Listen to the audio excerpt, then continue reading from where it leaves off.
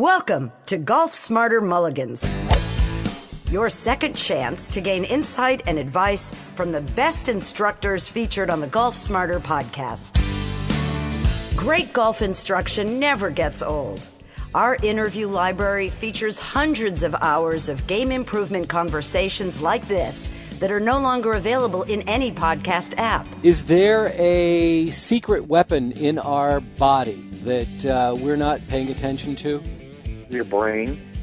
The brain can be filled with information and or misinformation. Most of the players we see that come to us, their brain is filled with misinformation. And because it's filled with misinformation, when we show them their swing on video, we'll ask them, what are you trying to accomplish? And they'll tell us. And then we'll show the video and say, well, you did exactly what you're trying to accomplish. Unfortunately, it creates this, and this.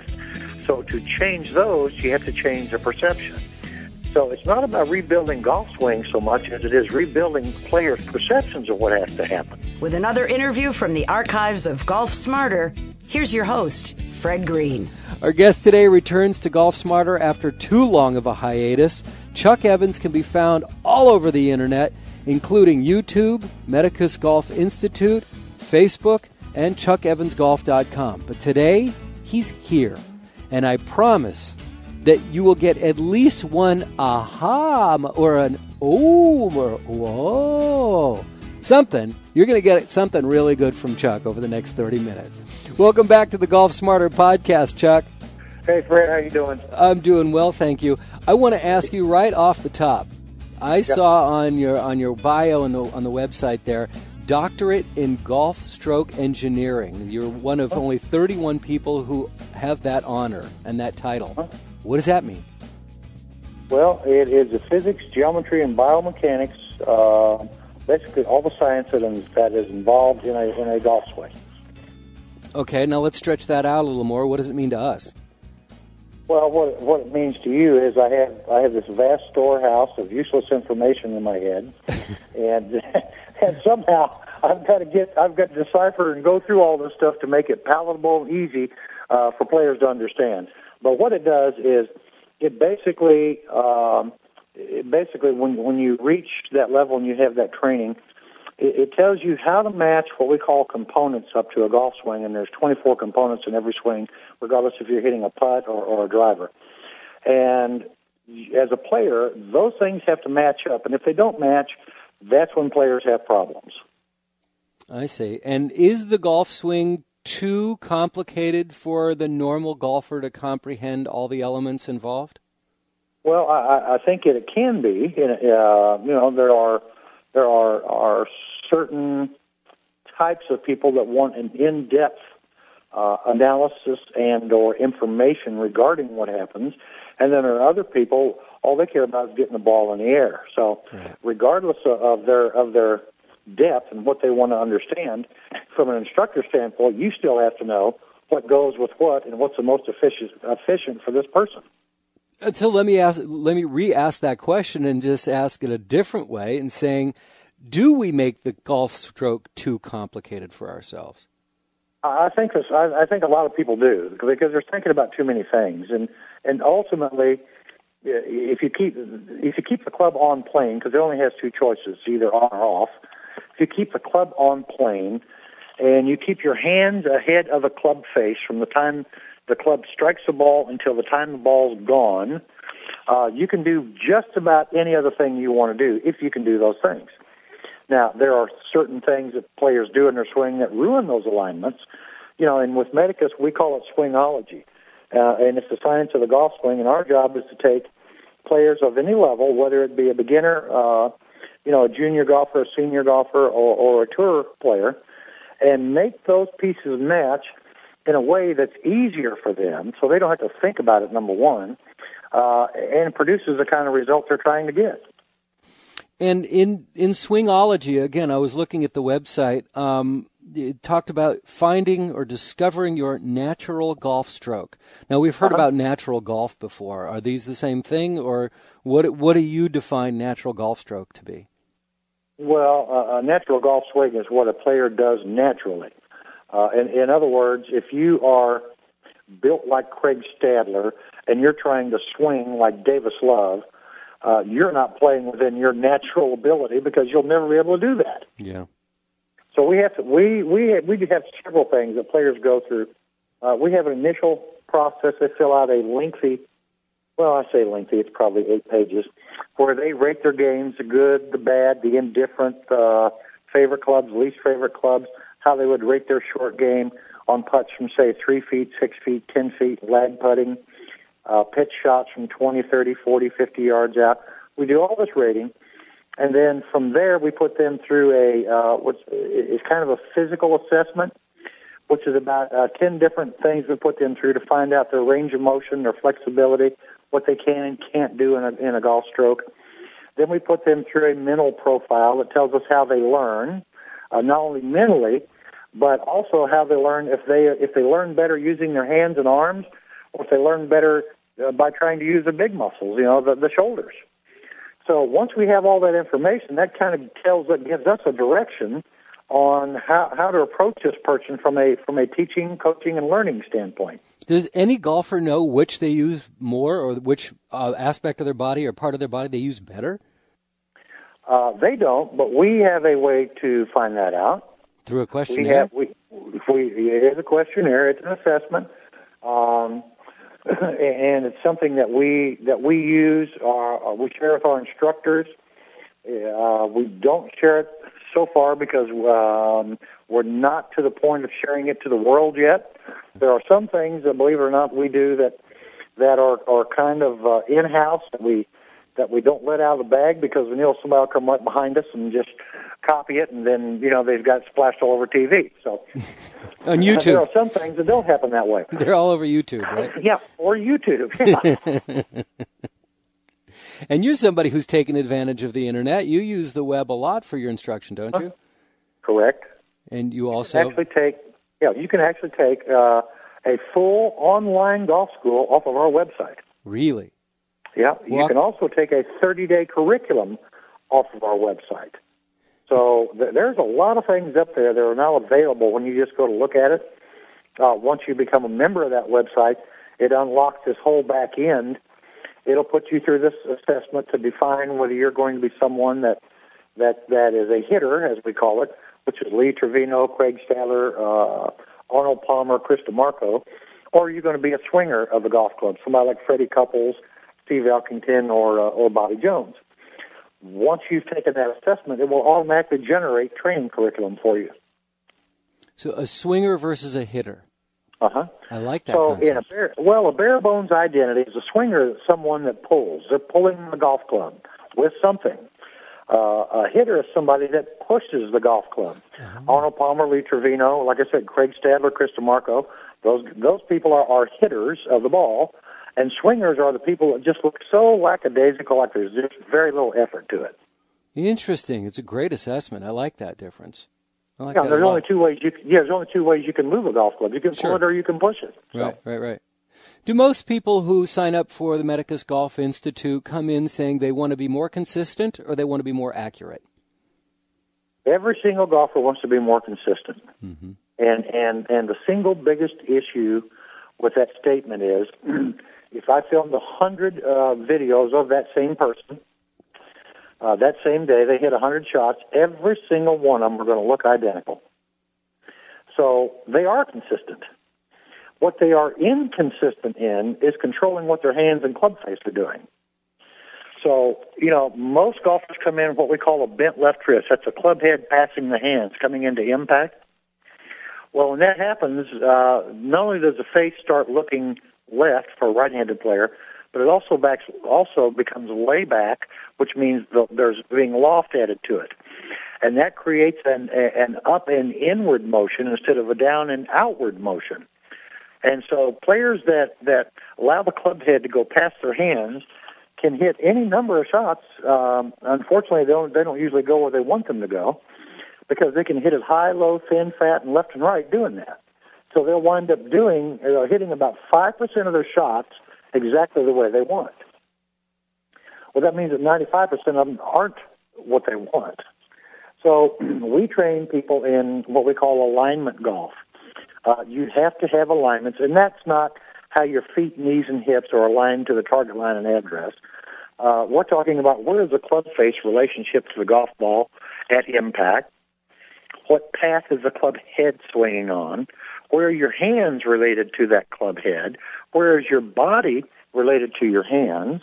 Where is your right forearm related to the club shaft? I mean, these are all things that are alignments. So if you can have perfect alignments, you can hit perfect shots. If you have imperfect alignments, that's when you get a lot of shots that go offline. You use the word perfect. That we all know perfection is an impossibility in golf.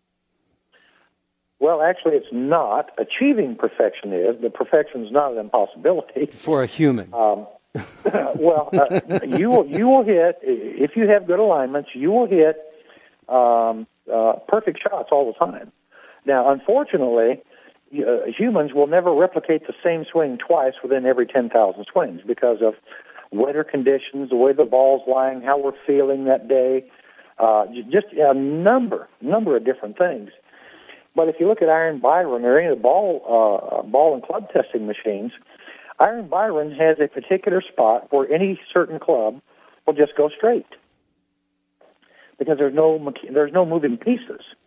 But if you move that ball position an eighth of an inch forward or back, then Iron Byron hits it like just about everyone else out on the practice ranges. Mm. So can you duplicate something that looks like Iron Byron? You can, but you can't replicate it on a consistent basis. So all golf is, the main goal of every golfer is to eliminate and tighten the offline tolerances. I mean, the best players in the world will tell you they only hit 4 or 5 shots around exactly the way they wanted to hit them. Yeah. Their misses are just a closer tolerance than the average club golfer.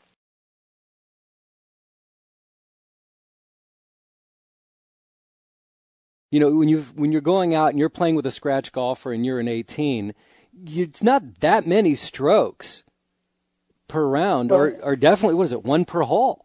1 per hole. That's all it is. And you go, well, I can't play with you. You're so much better than I am. It's like, no. We're talking about 1 stroke per hole, right, on average.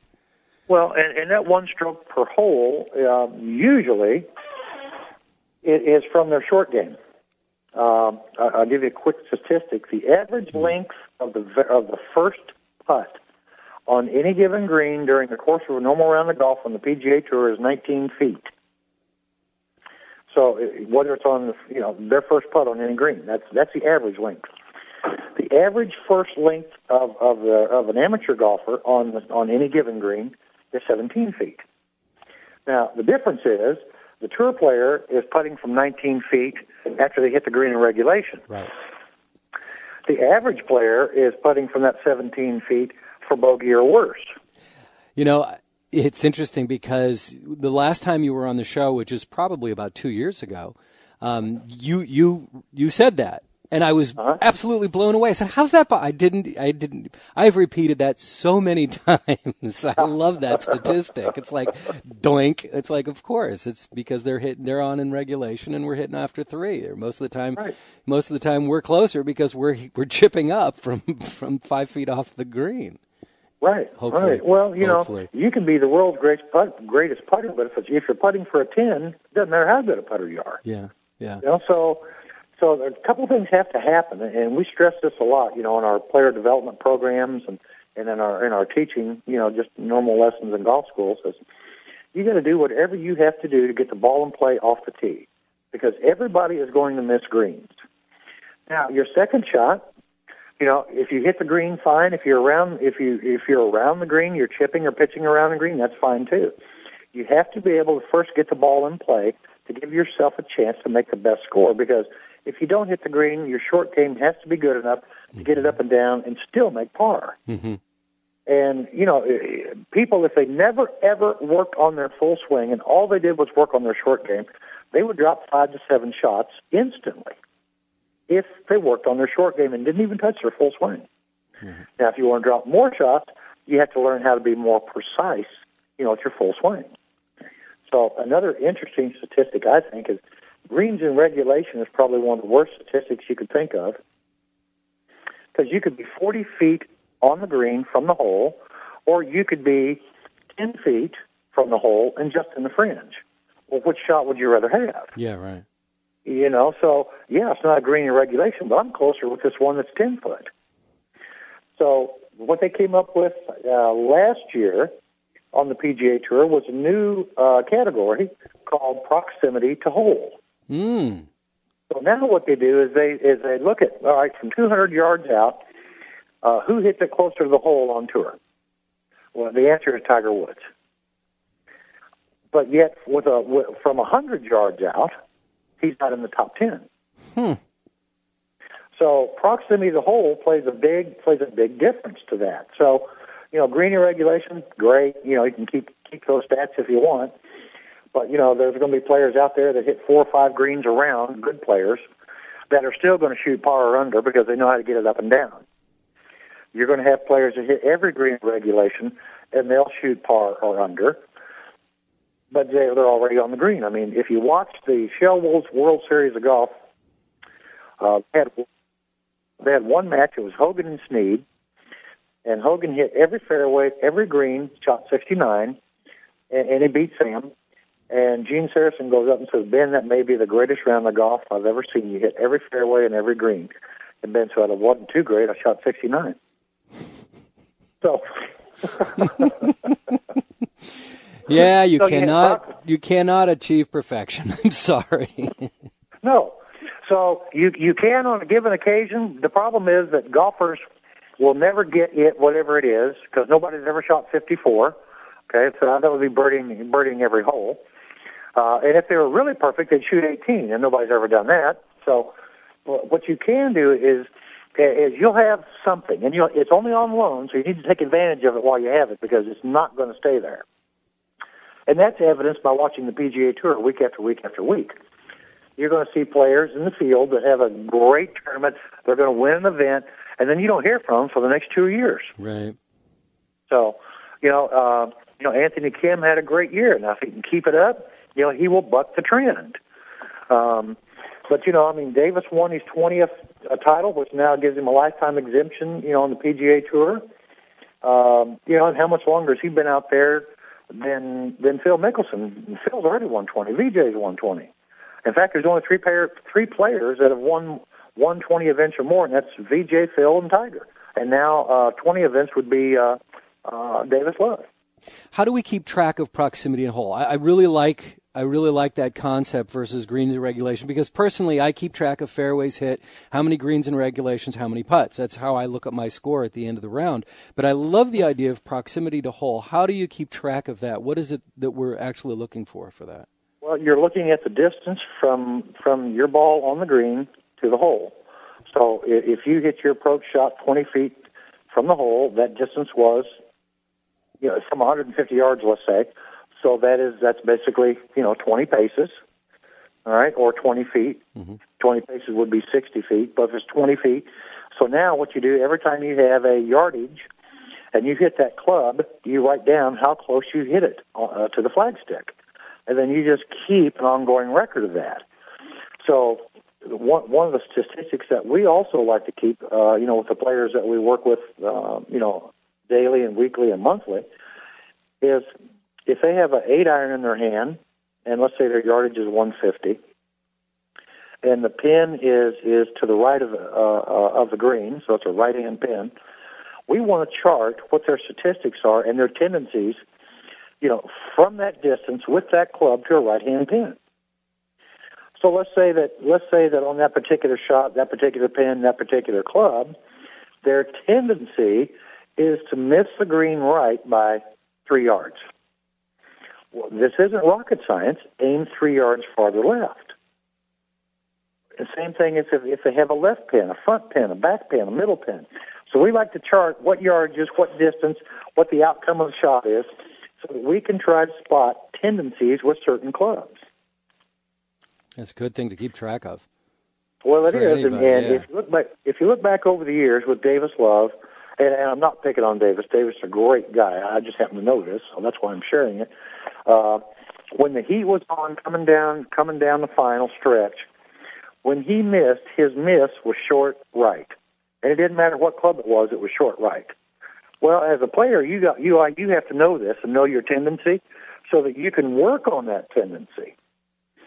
I mean, as a player, you've got to know so many things, but by the same token, you can't keep your brain filled with swing thoughts and all those things. So, your caddy, if you're playing a lot of tournament golf, your caddy needs to know what those tendencies are too. Sure.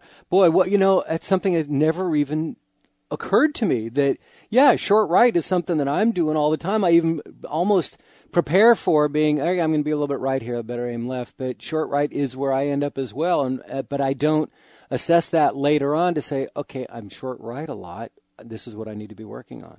Right, and what club and what distance, that's you have to have all three of those, the club, the distance, and the pin placement. Sure. So then that helps you so that when you're practicing, you can stand out somewhere and hit to, make it like you're hitting it to a right-hand pin or a left-hand pin, whatever it is, Absolutely. Oh, that's excellent.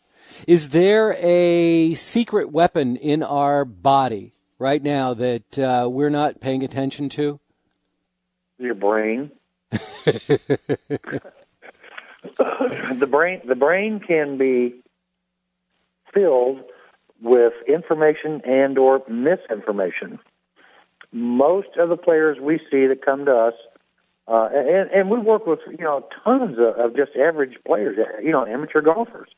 When they come to us, their brain is filled with misinformation, and because it's filled with misinformation, when we show them their swing on video, we'll ask them, "What are you trying to accomplish?" And they'll tell us, and then we'll show the video and say, "Well, because you did exactly what you're trying to accomplish.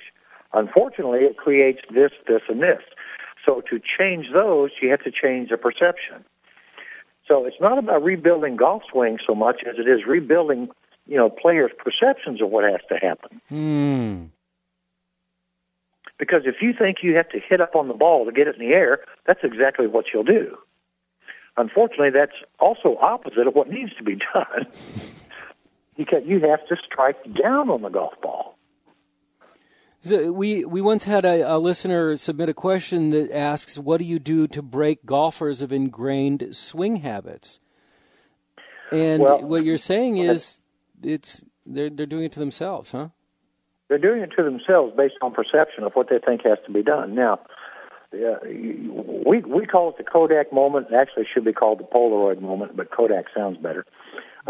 If you remember the old Polaroid cameras, when you took a picture, you'd sit there and you'd wait, you'd look at the picture, and it would start to develop. Pretty soon you could see an outline, but you still couldn't quite make out what it was. And then it became fully developed, and you had a clear visual image of what that picture was. That is the same thing that has to be programmed in your golf mind so that it can program your hands and body. If you do not have a clear picture of what you're trying to do, you are never going to accomplish it. And habits never go away either. Now, they can be overlaid by a stronger habit, but, when people come to the practice tee or they're working on something, they get frustrated sometimes, and they say, and they think that we're frustrated with them or other instructors are frustrated, whatever the case may be, but that's not the case. See, the player themselves are trying as hard as they can to do what somebody asks them to do.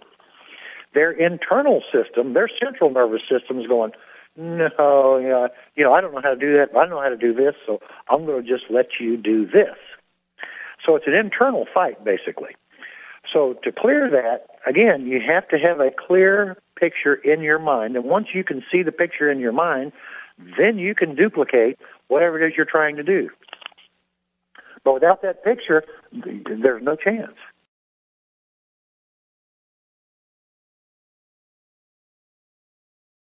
I have a friend that I play with. Occasionally we take golf trips together, and he's got this swing. It cracks me up. He'll stand over the ball for 19, 20, 35 seconds. I mean, it seems like forever that he just stands there talking to himself and the ball. And then all of a sudden, in a blink of an eye, the swing is complete. I mean, it is so fast. And then he says he cannot slow down. And we try to, please, just take your time.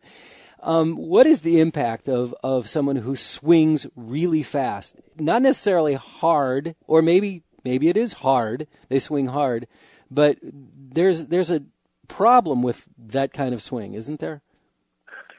Well, that depends, again, on the person's mental game makeup and their learning styles, or what we call their personality.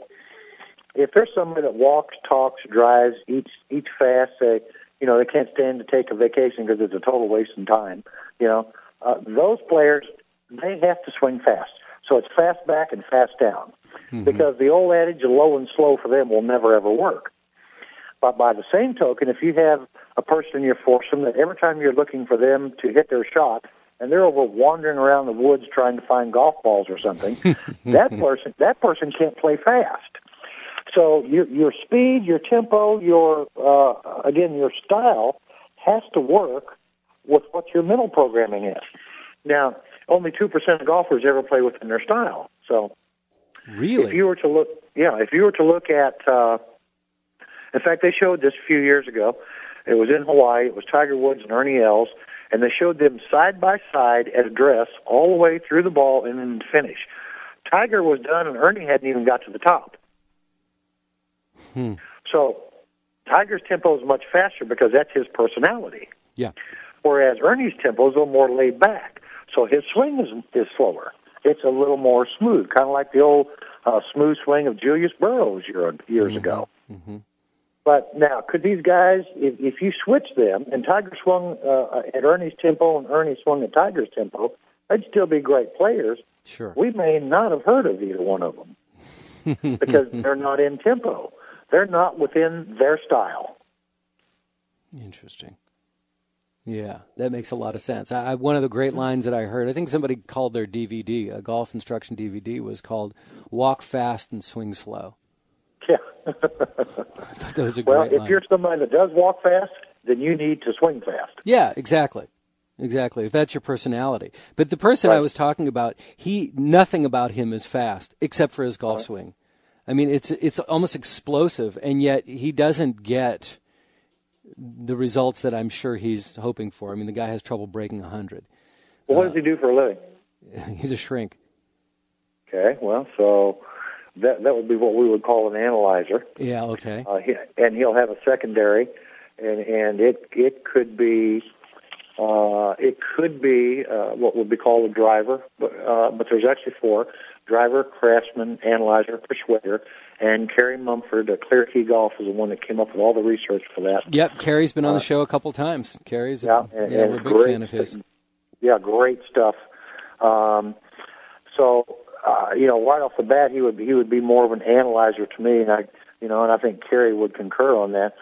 But part of his self-talk is he's actually probably trying to program himself before he makes that golf swing, and that needs to be already programmed in his pre-shot, and when he walks the ball, he just needs to hit it.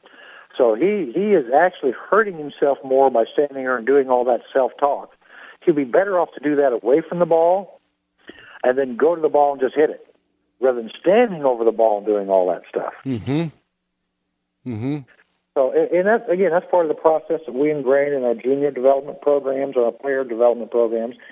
Because they have a number of things that they have to do to be prepared. We don't, with our junior golfers, and we have them as young as 8 years old.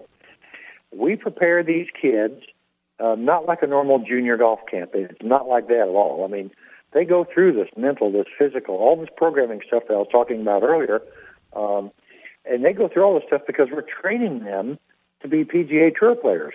We're not training them to be junior golfers. And how is your junior program doing?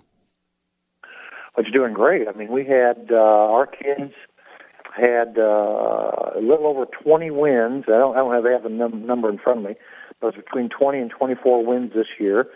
2 of our older juniors had got full ride golf scholarships for college. Wow. So the junior program is going real well. But again, it's not a thing where it's not like a typical junior golf camp. I mean, it is, without sounding rough, I mean, it's more like a boot camp. They have specific things they're required to do when they're here and when they're not with us. And when they come here, it's time to work. And then about 10 minutes before we quit, we kind of blow the whistle and say, okay, it's kid time. Do whatever you want. Be a kid. When it's time to work, you work. Because if that's your goal, it is to play, different levels, move in and play high school golf, play college golf, play the PGA Tour. You can't wait till you're a senior in high school to do that. You have to get started now, start building the things that are required and the things that all world-class players do. So you can't wait until the last minute to build those. So we're trying to ingrain them right now. What kind of advice would you give to high school players who are hoping to get to college-level golf? What kind of competition should they be doing? Should they be on their high school golf team? Because I've been receiving emails from younger listeners who are asking that very question. Well, there's a couple of things. High school golf, by and large, there is no coaching because the shop teacher is probably the golf coach, or somebody's dad. Yeah, or somebody's dad who is not qualified, to work with players. No, they like to play golf, and so they they like to play golf, and they wind up being babysitters. Is what they wind up. Right. So there's no strategy involved. If you want to play college golf, you need to be on the national radar, amateur radar, no later than your junior year. Because what the colleges look for, and we have several colleges and several coaches that we work with, we're friends with, we've worked with over the years, even on their own games. What they look for are players that are nationally ranked. They have to be up inside that 500. They look for players that are playing in what is the PGA Tour of Junior Golf, which is the AJGA. And of course we're a sponsor with them as well. We support junior golf to the max. But that's what they're looking for. They're looking for national presence. They don't care if you are the big dog or the big fish in your little pond, in Mustang, Oklahoma. They don't care about that at all. They want to know what you're doing on a national basis against players from all around the country. And as good as some of the state golf associations are, Florida Golf Association, Georgia, California, and they all had great junior programs. The coaches are looking at the kids that are playing in the AJGA events. That's what they're looking for. We've got a junior right now. He'll be a senior next year. We've already gotten 10 letters from colleges, and they've all said the same thing. You are on the radar. This is what you need to do. You need to play in these nationally ranked events, which are AJGA events. Have good showings in those. Hopefully, win a couple of them. That's what they're looking for.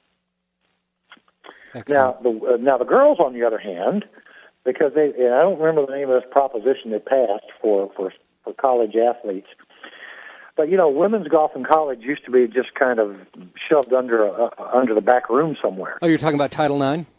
Yes. Mm-hmm.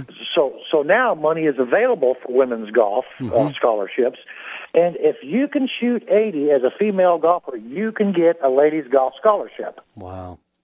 Now it may not be at the school you want. It may be at a Division II school or Division III school, but at least you'll have the opportunity to play and get an education. So that's not really how it works for the guys, though. So because they don't have that. I mean, there are obviously Division I, II, III, and IV schools, but the goal of every player should be to play in a Division I school, because that's where the competition is going to be. That's where the best competition is going to be. Right. You have to have those things, and you do that again by playing in the best fields that you can. I mean, if you're playing at your club and you're beating your buddies every day by 10 shots, well, that's great that you're beating them by 10 shots. Now take that game out and play with somebody that's actually at your level or even better. The best way to get better is play against players that are better than you. Don't play with players of your skill or under your skill. Always play with better players. Chuck Evans of the Medicus Golf Institute. Once again, it was a pleasure to speak to you. Thanks so much for coming back. Good luck with everything that you're up to. You have a ton of stuff going on. People can just Google you, and you'll see a long list of activities that you're involved in, and there's all the online videos and a whole lot more. So thanks again for joining us on Golf Smarter. Thank you, Fred. Look forward to seeing you again.